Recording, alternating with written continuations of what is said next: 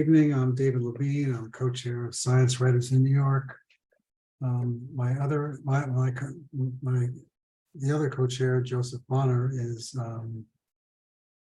behind the scenes taping this and making sure everything goes well. My guest tonight is Sarah Kane, who received her PhD in cell and molecular biology from Colorado State University, while her doctoral and postdoctoral subjects primarily focus on prion diseases.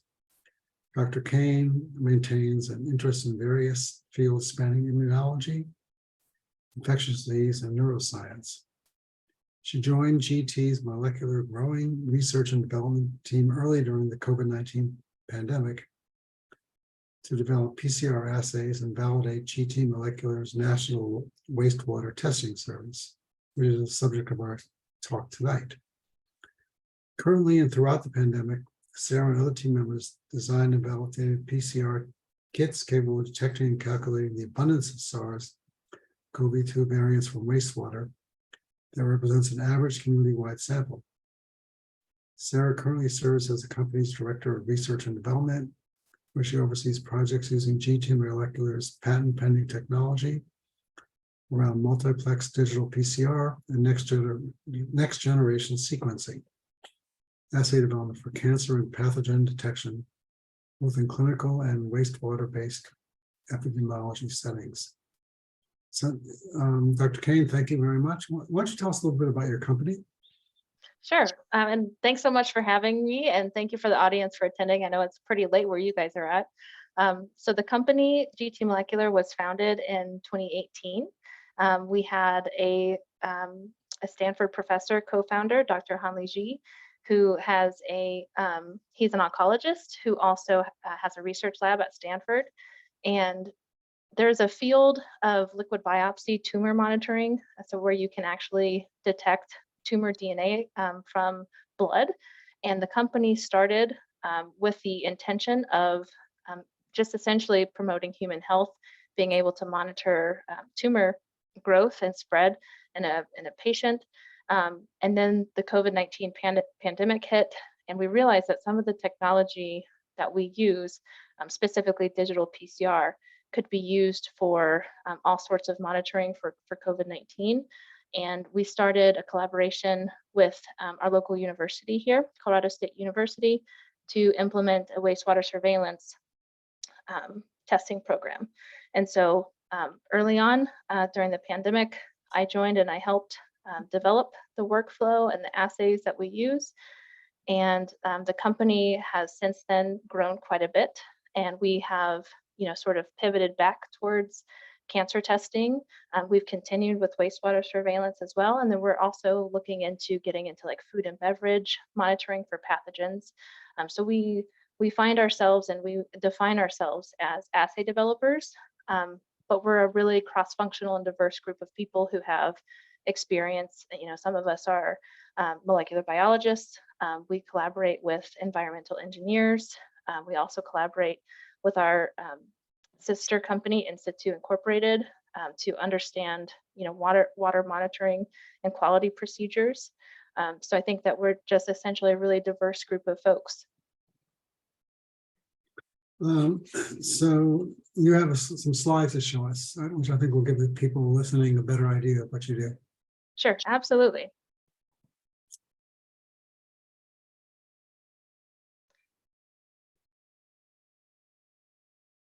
All right. Can you guys see that? Yes. Okay, awesome. So I will say that this talk is certainly tailored towards wastewater-based epidemiology and the involvement that the company has had for WBE, but we definitely still have broad interests for cancer testing, food and beverage applications, etc. All right, so for the overview, I just have a few slides I wanted to go over today. I kind of wanted to talk a little bit about the unique history of wastewater-based epidemiology, and then how the COVID-19 pandemic made this very commonplace.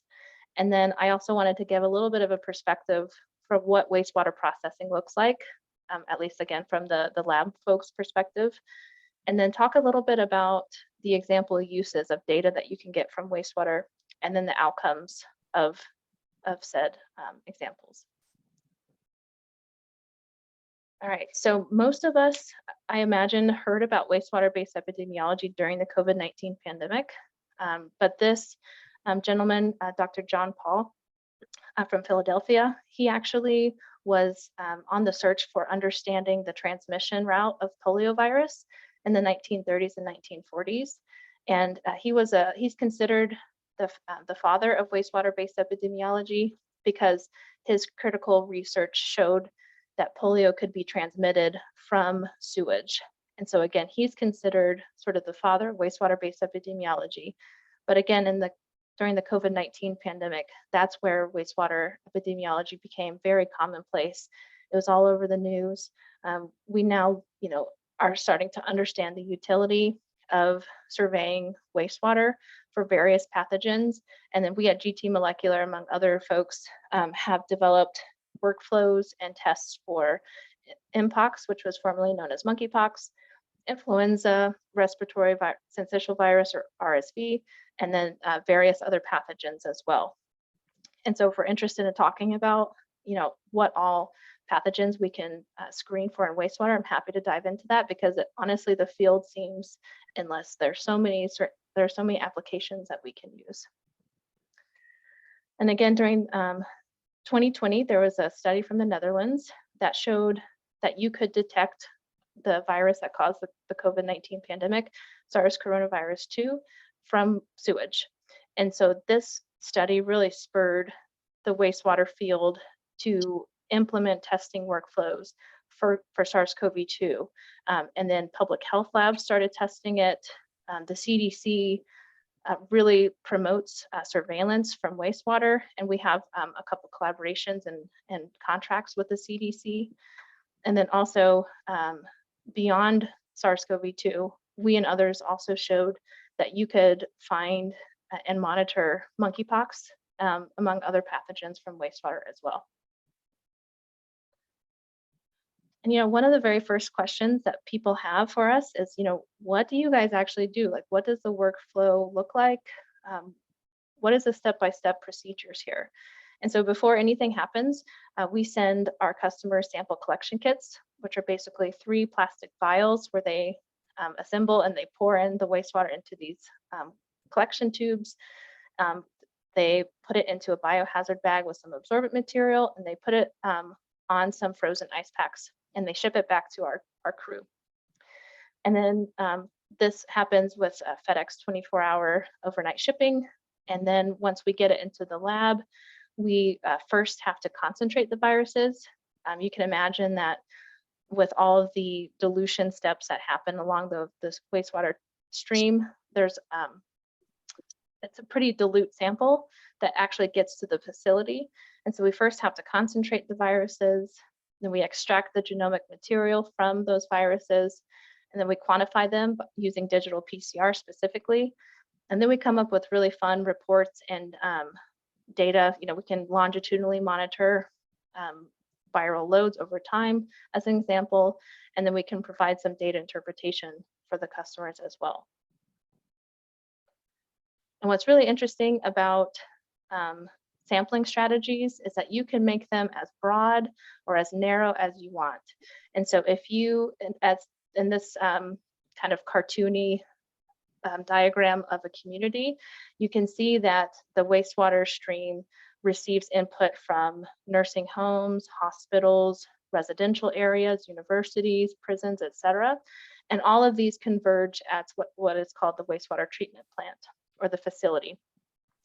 But what's interesting is that you can collect samples, say at the wastewater treatment plant, and this represents an aggregate average sample of all of these inputs, or you can install a sampler at these specific locations if you wanted to narrow down your sampling strategy to, say, nursing homes or hospitals. So the study that you initiate with wastewater-based epidemiology can be, again, as broad or as narrow as you want. And so some of our customers have very, very small communities that they monitor for, and then as well as like the larger community-wide wastewater treatment plant. And this is one of those figures that you see in most primary literature articles where people are showing that what you see in wastewater really correlates very well with what you see in the clinic. And so this is, again, SARS-CoV-2 wastewater data that you can see in this sort of golden orange color. And then in blue, you have clinical cases that are uploaded and available online. And so what you can basically see is that wastewater data overlays nearly perfectly with clinical data. And then here, as in the map of the United States, in dark blue are the locations that GT Molecular has tested for. And so we've been doing this for about 3 years. We have these massive data sets, and we're really looking forward to disseminating this information to the public. And I think one open-ended question that the field is still trying to essentially figure out is, what can you do with the data that you get from wastewater? And we're still actively trying to understand, what thresholds dictate action. But I wanted to show some examples here on this slide of what our customers have done with the data. So for example, our local university monitored dormitories, and they were able to observe a spike in SARS-CoV-2 from wastewater from the dorms, and they decided that spike dictated quarantining 900 students. Also, something that CSU did was that they would monitor the dormitories for SARS-CoV-2. If there was also an uptick, that would spur them to have those students provide a collection to a local clinical lab for testing. We also know that occasionally you can get wastewater data much faster than what you can receive for the clinic, from the clinic. And so as such, the wastewater provides an early warning signal to, say, hospitals for increased preparedness, that, okay, we see a surge in the wastewater, so why don't we go ahead and increase our number of beds that we have in the hospital. And one of the coolest examples that we've received or we've seen from wastewater data was that this community had very narrow sampling strategies, and they saw that there was a very small group of folks who had a spike in their wastewater, and they decided to redirect their vaccine campaign towards the community that had the spike. And so I think that there's a lot of actionable data that you can get from wastewater. And again, I will say that we're still, as a field, trying to come up with that exact sort of threshold that dictates action. So open field for sure, but there are some examples of our customers, getting the data from wastewater testing and then doing some action because of it. So another sort of question is, okay, well, what exactly do you need a pathogen to quote unquote do before you can detect it out of wastewater? And so I have come up with sort of 3 main criteria that I could come up with for requirements for a wastewater-based epidemiology target. So first of all, the pathogen has to be shed in such that it would be able to be picked up from wastewater. Obviously, you need to have it there. The second point is that the shedding levels must be high enough so that you can detect it, because if somebody only sheds 1 virus, they're probably not going to be able to pick that up. But if you're talking about 10 to the 10th virions, then that's something that we can probably pick up in wastewater. And then the third requirement that I came up with is prevalence. You have to have enough people infected and providing a sample to that community wastewater treatment plant in order for you to be able to pick it up. And so as a reminder, around mid-July of last year, we started to see a unique spreading of a human pathogen that had been around and described for decades. But there was what seemed like a hypertransmissibility happening in July of 2022. And so we started, watching this in the news, just like everyone else. We saw that, these Mpox cases were breaking tens of thousands cases very rapidly. The WHO declared monkeypox a global health emergency. And then also Dr. Alexandra Boehm's group from Stanford was able to detect the virus in wastewater as well. And so these sort of headlines indicate that monkeypox or Mpox is another one of those pathogens that we could probably use wastewater-based epidemiology to monitor. And this disease in particular is really important to monitor because people resist going to seek health care because they potentially have fear of being stigmatized or discriminated.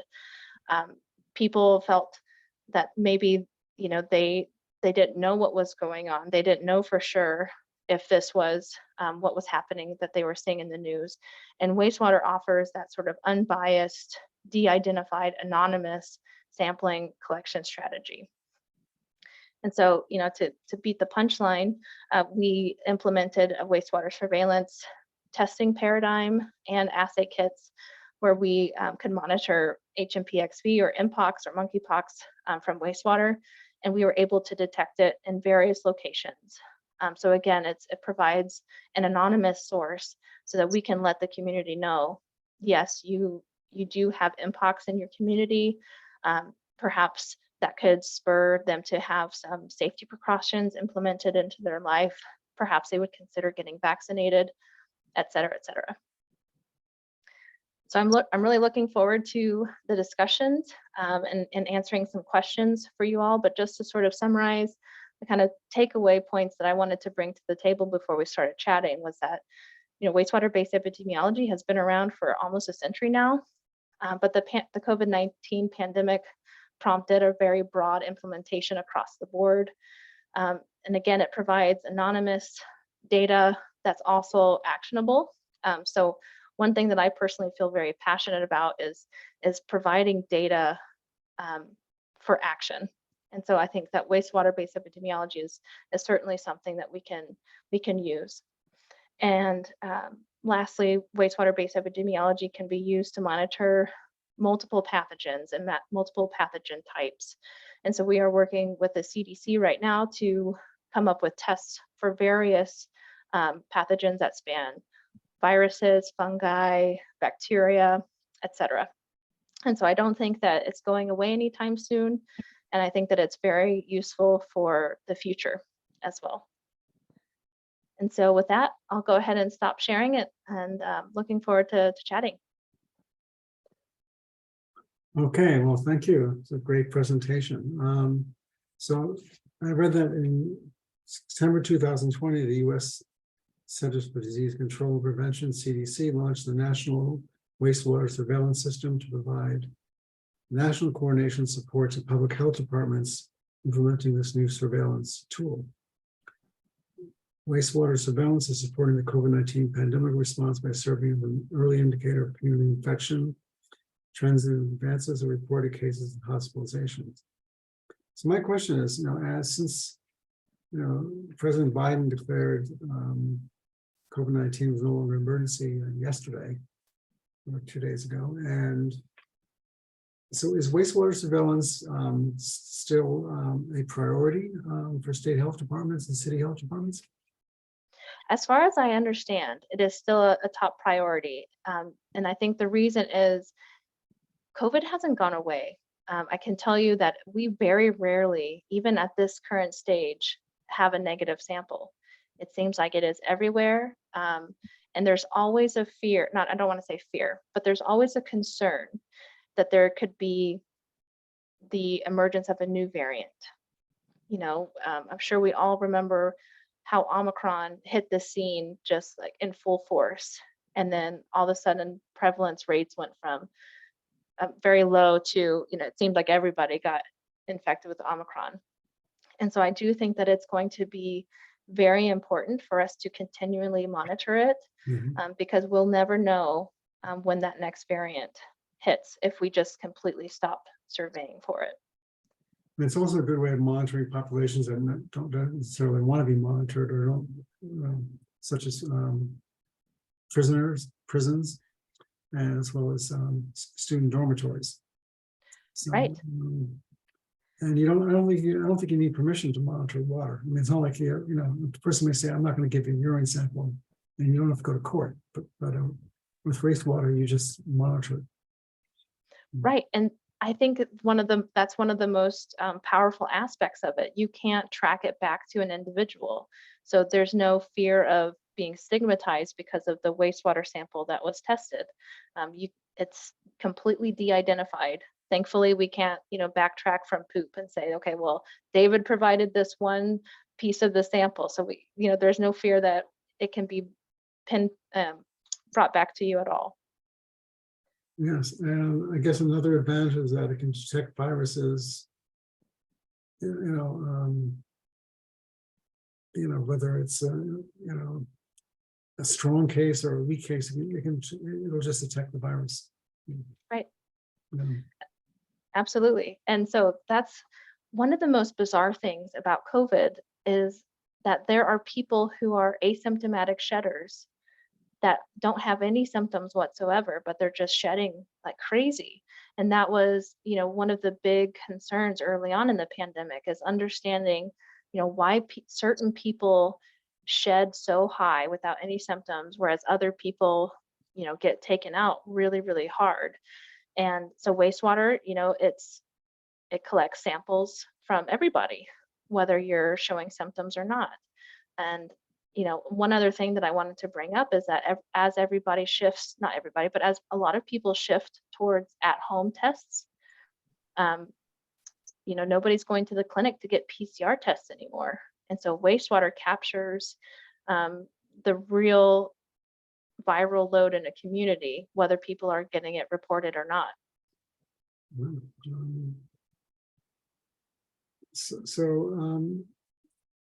I had another question about wastewater. Is that I read that through wastewater, scientists were able to determine that the COVID-19 pandemic in New York originated from Europe, and in California it originated from Asia. How can you do that? So that's right. And I don't want to get, too far into that because I don't know. I don't want to make any grand conclusions about that personally. But I will say that sequencing the virus from wastewater can provide genomic signatures that are more prevalent from one location over the other. Yeah. And so what's interesting is that's actually one of the things that we test for are the COVID variants and monitoring the spread into the United States. And so we've seen, the emergence of the Alpha variant early in 2021, and then Delta, and then Omicron, Beta, Gamma. And so, long-term goal is to be able to sort of understand the global spread and geographic, origins of variants and how fast they spread, and then understand, the impact of travel with the spread of the variants as well. So when you say, you always find COVID in the samples, at one point, if people stop getting sick from it, which, would be nice, but I doubt it's going to happen soon. Right.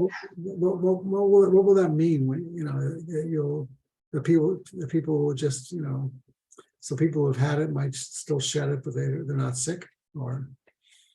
Sure. And so I think that this happens with influenza as well. I think that what we're going to see is that COVID sort of follows suit with what we see with influenza, that we have seasonal patterns. We have the emergence of certain variants and subtypes that come up some years and not in others. And so that's my sort of prediction, is that there's going to be sort of an influenza-like response to COVID as well. So I know they predicted a surge in January and around spring break, and it didn't really happen. You think a surge is inevitable? I don't know about inevitable, but I'm always going to keep my ear to the ground for that. Okay. I hope that we never have another surge like what we had in November of 2021 with Omicron. I hope that never happens again. But I want to keep my eyes open for it just in case that does happen. You know, some new hyper transmissible variant just explodes and infects everybody. That's what I want to keep surveilling for. Can you just check, if someone is vaccinated? Can you tell? Is there any way to check that in wastewater? So thankfully, no. At least the way that they deliver vaccines, it's intramuscular, and so there's no evidence to suggest that an intramuscular injection of an mRNA vaccine would get picked up in wastewater. You know, what we detect in wastewater, we presume are intact virus particles, and the vaccine doesn't look like that. The vaccine, is an mRNA vaccine for just a spike protein. And so we actually don't even monitor our total COVID level with a spike protein. We look for the nucleocapsid gene. And so I don't have any concern picking up the vaccine whatsoever. And I wonder if you could go into wastewater and cancer surveillance. I've seen a couple papers, and I'm intrigued because going back to the sort of requirements to be a WBE target, you would have to have a pretty high prevalence of cancer in a community to be able to pick it up. I will say that there's some evidence to suggest that urine can be used as a screen for an individual patient for shedding tumor DNA, and feces as well.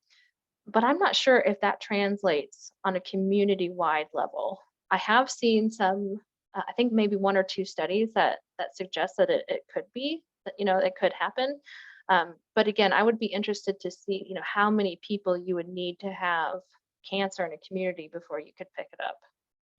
Could it be helpful in case of clusters or? Sure. Okay. So, okay, great question and good point. So say you monitor specifically from a hospital, different story altogether, right? If you localize your sampling strategy to a community or a group of folks that you think might have an increased prevalence of cancer, absolutely. That's a great point. So is all this funded by the federal government or the state government? I mean, I spoke to someone that runs the New York City wastewater surveillance program. He said his funds came from the New York City Health Department. Right, and it's, I would say the vast majority comes from that NWSS, the news, the CDC. I would say that is the vast majority of funding. I've seen funding come from the National Institute of Health. So we have received some funding from the NIH as well.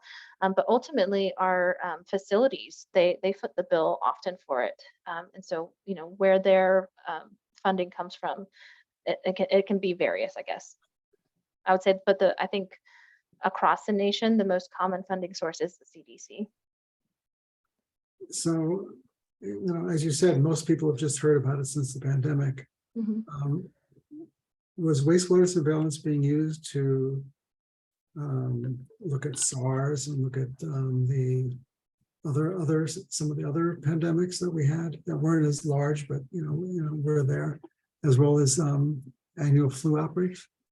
Sure, and that's what's interesting is that you'll see these sort of niche academic type studies where they have used wastewater surveillance for various other pathogens, but it never got implemented on this scale until COVID-19.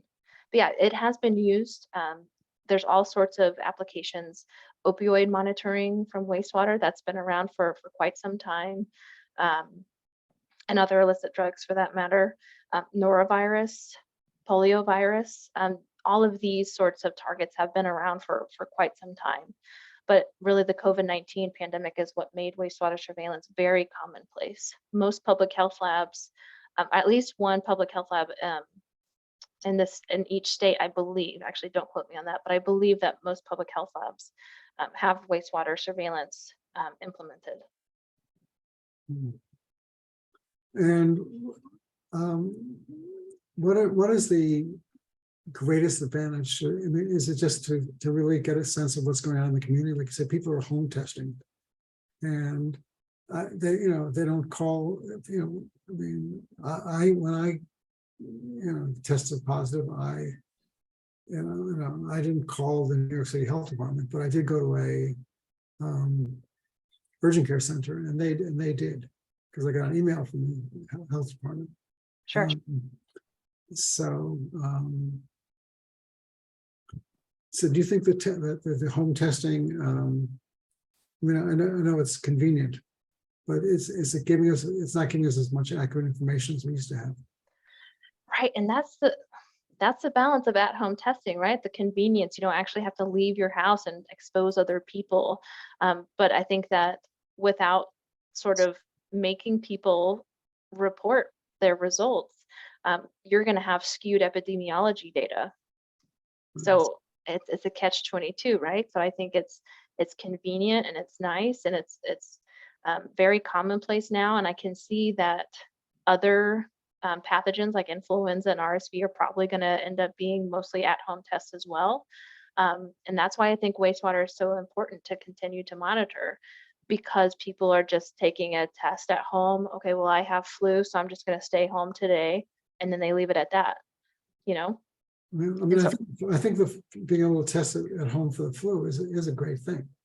Oh, absolutely. Because you feel, I had a friend who had the flu, and she said, "I'm too sick to get tested." Right.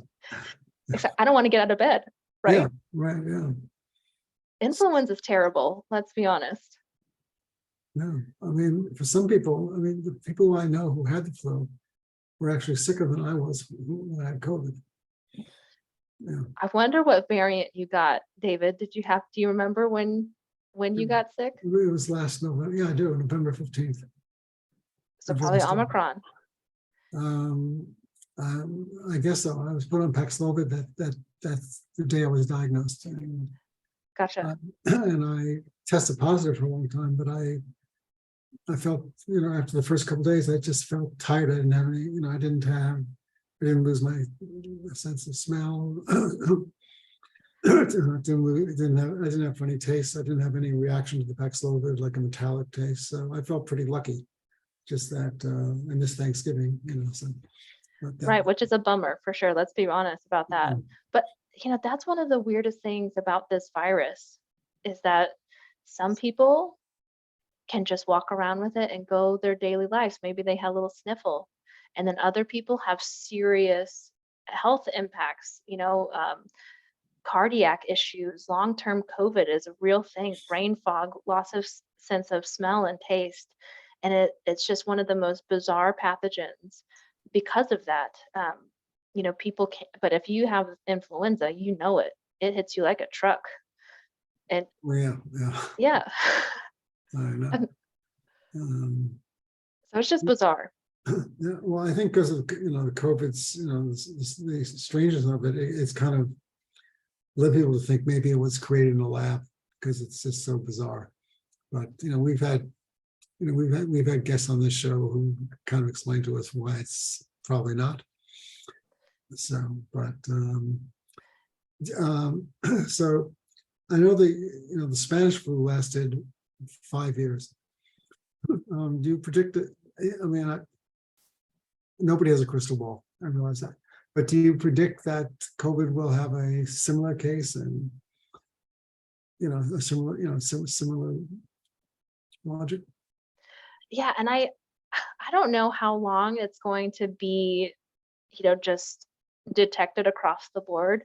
I do think if I had to pull out what the metaphorical crystal ball, I would say that I would imagine in the next few years, SARS-CoV-2 becomes an endemic virus, just like influenza. I would imagine that, during the winter months, we're going to see a spike of COVID happen. But I don't think it's ever going away completely. I think it's just going to follow suit to influenza, honestly.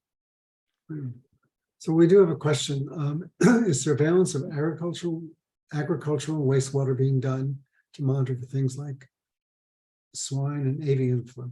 That is a wonderful question. And this is something that we have considered doing in-house as well. I do know that there is a huge level of interest in understanding the impacts Mhm. and how fast avian influenza hit us this year and last year. I guess it started last year.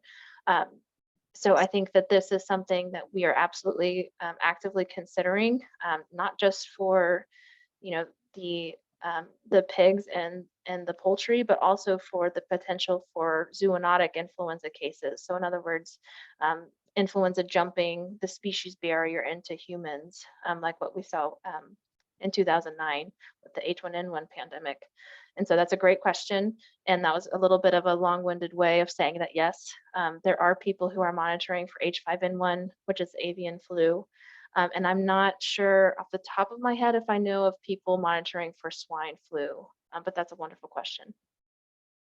Right, so we've had people, talking about climate change and pandemics, and they believe there are going to be more pandemics as there's climate changes forcing animals to leave their normal habitats and interact more with humans.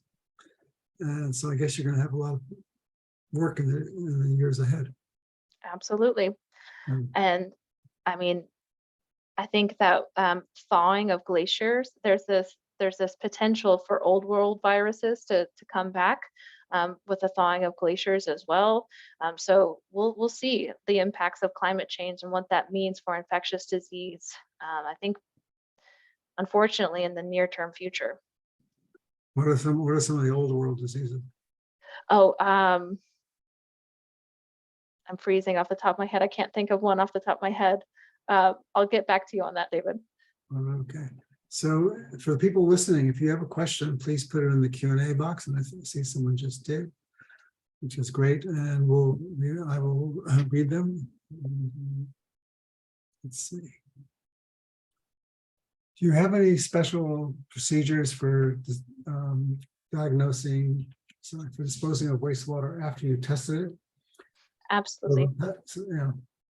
Oh, sorry, go ahead. Was there a follow-up to that? Well, so the same pathogens in wastewater are not counted multiple times?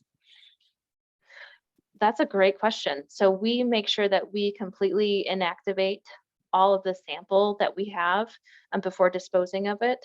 And so that looks like a few different ways. So we have chemical inactivation. So bleach is very effective at decontaminating the liquid part of wastewater after we're done processing it. Mhm. And then there's also, well, it's like a glorified pressure cooker. It's called an autoclave, where you just ramp up the heat and pressure such that it kills everything that's on the plastics. And so we absolutely make sure that we completely inactivate for that exact purpose, not just for safety, right? But to also make sure that what we put down into the stream again doesn't have the same sample that we tested in the lab. That's a great question. So, as you know, the whole pandemic has been subject to a lot of politics. And is wastewater a way of getting around that? Because it's just, you're just testing water. You don't need human permission. Sure. And I guess the short answer to that is yes, I think so.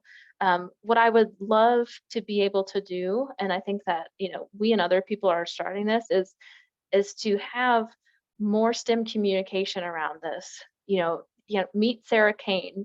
This is your neighborhood friendly scientist who works on this. Let's not politicize this. Like, let's look at this as an objective scientific finding here. I'm not a politician by any means at all. I don't want to have anything to do with politics, but I want to communicate the science and help people understand what this means for their community.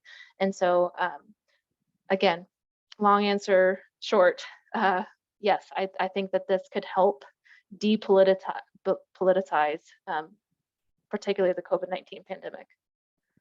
So whenever I get a scientist, I'd like to ask some questions that people have asked me. And so the COVID-19 vaccine, I got my bivalent booster in September.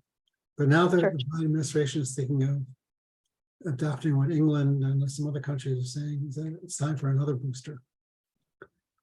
Because because the antibodies disappear very quickly. But then other people say, well, the antibodies disappear, but it doesn't mean you still have T cell immunity. So can you just explain kind of the vaccine strategy so far, whether you think populations at risk should be getting another booster? Sure. So I'm going to put on my immunology hat, which is another one of my passions for sure.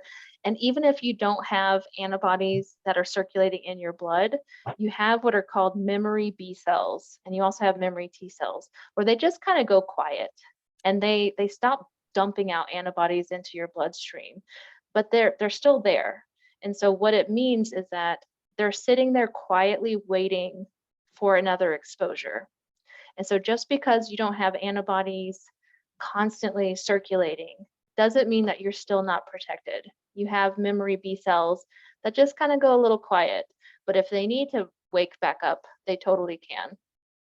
With that being said, I don't necessarily think that I have the medical training to suggest, whether people get vaccinated or not. But I do think it is my personal opinion that you follow the recommendations to keep yourself safe, especially if you're immunocompromised or if you're around people who are immunocompromised, just to keep yourself and others safe. Yeah, because people don't get two flu vaccines. Well, some doctors give themselves a second flu vaccine. But sure. In general, vaccines are annual, or in some cases like the measles, rubella every 5 years or something like that. Right. And and then people think, well, I've gotten 5 COVID shots and I still got COVID. So so it makes you. But as I said, I had a mild case. I wasn't on a respirator, so I'm very grateful for that. And I'm also grateful for antivirals. Sure, absolutely. And that's ultimately how vaccines are supposed to work. Whenever you get the flu shot, you could still get the flu, but your disease course, not disease course, but you're going to be infected for a fewer, just a shorter timeline. So if you were to not have the vaccine, we're talking about an 11-day, horrible experience. But if you got the vaccine, we're going to reduce that to 3 days. So that's sort of the ultimate goal, is to reduce the impact. So like you said, a more mild case. It's not going to completely prevent you from getting it. It's just going to maybe, hopefully, keep you out of the hospital, keep you, from shedding it in egregious amounts. And that's ultimately the goal. Well, I did get the flu 1 year, and I was going down to visit my mom, and I had a really bad sore throat. I said, I think I'll get tested. And I went to an urgent care center, and I said, I think I have strep throat. He said, I don't. And he said, well, what do you think I have? I said, I think you have the flu. He said, well, I got a flu shot. He said, well, let's see. So he said, so he took a sample, and my first up the nose experience, and I've had many since, obviously. And then we came back. Said, I'll come back in 10 minutes. And came back a minute later. Said, got the flu. He said, but you don't have a fever. You're not that sick. So he said, but you are highly contagious, and you can't travel. You can't go on a plane. And sure. So again, so my, the flu. My main symptom was being tired. I didn't feel like I couldn't do anything, but I didn't have because I don't know, by 20s I had a flu. High fever. Sweating, shaking, all that kind of stuff. And I had nothing like that. Right. It's awful. But what's compounded with the influenza, specifically information, is that you have to make sure that the vaccine is matched to what ends up circulating. And talk about a crystal ball. I feel really bad for the WHO and CDC who have to predict what happens in the next flu season, because they have to essentially do that. They have to say, okay, well, this happened in the Southern Hemisphere, so we're going to make sure that our vaccine in the United States captures those strains. And sometimes they picked it wrong. And so that's also frustrating, right? Is that, well, I got my flu vaccine, but it wasn't matched to what ended up circulating that season. And that sucks. Yeah, I mean, yeah, that's how I felt. And I also know that the flu vaccine, they grow it in eggs. I mean, Right. and that, and so and it takes quite a while to produce and everything. So by the time, something, everything originates in, China and Asia. So by the time it comes to the United States, it may have mutated. And then, I mean, it used to be, October 15th was the day you get, they're supposed to start getting the flu, but now they're starting giving them it in August and September. And then people say, I don't want too early. But then I remember, asking the pharmacist, said, I'm giving people Tamiflu now, so you might as well get it now. So, Right. And we have the COVID-19 pandemic to thank for that too, because it completely threw off the influenza seasons. So, and it's a bummer. And we saw that in Wastewater too, by the way. We monitor regularly for influenza from some locations, and we're like, oh man, we see flu starting to peak up, in August, July even. We picked it up in July even. It's like, well, if we weren't expecting this until October, November at the earliest. So again, the pandemic kind of threw off that season as well. yeah, but in 2023, the flu season was pretty bad, but in 2022, it was very mild. Right. Um, Because, people were starting to feel a little bit more comfortable, getting out of their houses. They weren't social distancing as much anymore. And so that's why influenza, hit like a train that season. It was also worse. I think it was a more virulent strain. H3N2 is a bad one. Yeah. So it's better to be healthy. Absolutely. Okay. Absolutely. So what are you working on now? Yeah, it's a great question. So Yeah. I think that crystal ball seems to be like a theme of our conversation, is just trying to understand like what we need to do next to prepare the world for a potential pandemic or outbreak. So these are the types of things that we're thinking about. What nasty pathogens should we keep an eye out for? And then we're also working with the CDC to develop tests for a big panel of 30 targets that they find to be very important. And so I can't tell you the specifics, but I can tell you that it's not just RNA viruses, it's fungi, bacteria. So like the ultimate goal for the future is to be able to test for a big spread of different types of diseases. So I can see the future being large panels, a sort of a la carte menu where you can say, okay, I want to test for influenza because the season's about to get started. I want to test for RSV. Mpox seems like it might pick up because of spring break. So we're going to monitor for that too. So that's what we're working on. It is really increasing our menu, which associating food with wastewater is probably pretty gross to you guys. But that's ultimately what we're doing next. So why don't we talk about the fungal infections? Because I remember when the AIDS started, fungal infections started breaking through again. Right. And there weren't many great treatments for it. There was amphotericin B, which was, was very hard to tolerate. Then diflucan came around, which was more tolerable and stuff. But and also I've been told that there's a big, they're very worried about a fungal pandemic. And having just watched The Last of Us, I'm pretty worried too. I'm glad that you brought it up, because I was like, do I bring up The Last of Us or not? But absolutely, I think that I don't want to say that the fungal community has been underrepresented, but I have the same concern, and it's not just because of The Last of Us, but like you mentioned, there's not a whole lot of antifungal therapies. And if you've seen in the news, there's this fungi, Candida auris, that can have some multi-jug resistant properties. That's starting to surge. I don't want to say surge, but it's starting to spread pretty rapidly, and it's definitely on the CDC's radar. So that is definitely a fungus that we're keeping our eye on for sure. Okay, since we don't have any more questions, I'm going to end it tonight.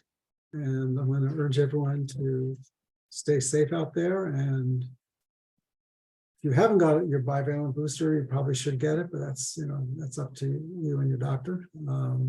Anyway, I want to thank Dr. Kane for spending time with us and for this great presentation, and also for coming back because she was scheduled and she had an accident and ended up in the having surgery. So anyway, thank you very much, and thank you for the questions that were asked and were helpful, and I learned a lot. So thank you so much. Yeah, thank you. Good night, everybody. My pleasure. Okay.